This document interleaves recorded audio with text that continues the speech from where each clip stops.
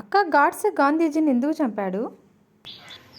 గాడ్సే గారిని కోర్టులో హాజరుపరిచినప్పుడు మేజర్ గా ఆయన చెప్పిన మాటల్ని మనకి వై ఐ కిల్ గాంధీ అనే బుక్ రూపంలో రిలీజ్ చేయడం జరిగింది. మేజర్ గా ఆయన కొన్ని రీజన్స్ వల్ల గాంధీజీ గారిని చంపడం జరిగింది. ఫస్ట్ రీజన్, గాంధీజీ గారి యొక్క స్లోగన్స్ సత్యం, అహింస, శాంతి. ఎందుకంటే ఈ స్లోగన్స్ అనేవి నిజంగా వర్క్ చేయవు. ఇవి కేవలం డ్రీమ్స్ మాత్రమే. ఒక అన్యాయాన్ని అహింసతో మాత్రం ఆపలేము. రామాయణంలో రాముడు కూడా రావణుని చంపే సీతను తీసుకొని వస్తాడు. అట్ ది సేమ్ టైం మహాభారతంలో అర్జునుడు అతని దగ్గర బంధువుల్ని చంపి అందుకంటే ఎక్కువగా ఆదరించే భీష్ముని కూడా చంపుతాడు. ఒక మనిషి యొక్క మోరల్ డ్యూటీ ఏంటి?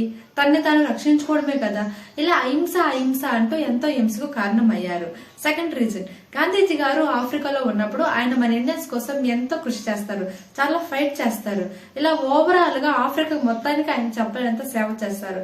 ఇలా ఆయన ఎప్పుడైతే ఆఫ్రికా నుండి ఇండియాకి వచ్చారో ఇండియాలో ఆయన బాగా పాపులారిటీ అవుతారు.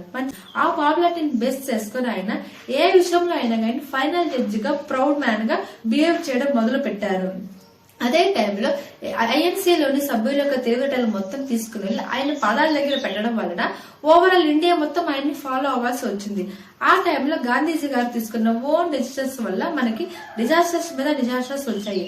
అలా డిజాస్టర్స్ మీద డిజాస్టర్స్ వస్తున్నా ఆ ఇంపాక్ట్ ఇండియా మొత్తం మీద పడుతున్నా వాటిని ఎవరు క్వశ్చన్ చేయట్లేదు. ఏది ఏమైనప్పటికీ గాంధీ గారు ఈ 30 years లో ఏమైనా సాధించారు అని అంటే అది ఇండియా పాకిస్తాన్ డివైడెడ్ మాత్రమే. ఈ రోజు నేను పాకిస్తాన్ విడిపోవడం వల్ల నేను పుట్టిన భారతదేశానికి నేను ఈ రోజు విదేశీయుడయ్యాను అని అంటారు. ఇలా ఆయన చెప్పిన చివరి వర్డ్స్, నేను గాంధీజీని చంపితే ఈ నేషన్ నన్ను హేట్ చేస్తుంది, నా ఫ్యామిలీని అందరూ హేట్ చేస్తారు. ఇవన్నీ ఆలోచించి నేను గాంధీజీ గారిని చంపాను.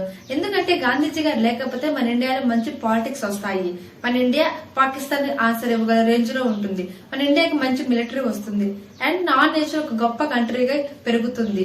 ఇవన్నీ నేను 1 time కాదు 1000 times ఆలోచించి నేను గాంధీజీ గారిని 1930 January 30న నేను ఆయన చంపాను. నా చివరి కోరిక ఏంటంటే నా అస్థికలను మాత్రము ఇండియా పాకిస్తాన్ కలిసినప్పుడే సింధు నదులు కలపమని చెప్తారు. ఏది ఏమైనప్పటికీ ఆయన యొక్క అస్థికలను మన గవర్నమెంట్ సరస్వతి నదులు కల్పిస్తుంది.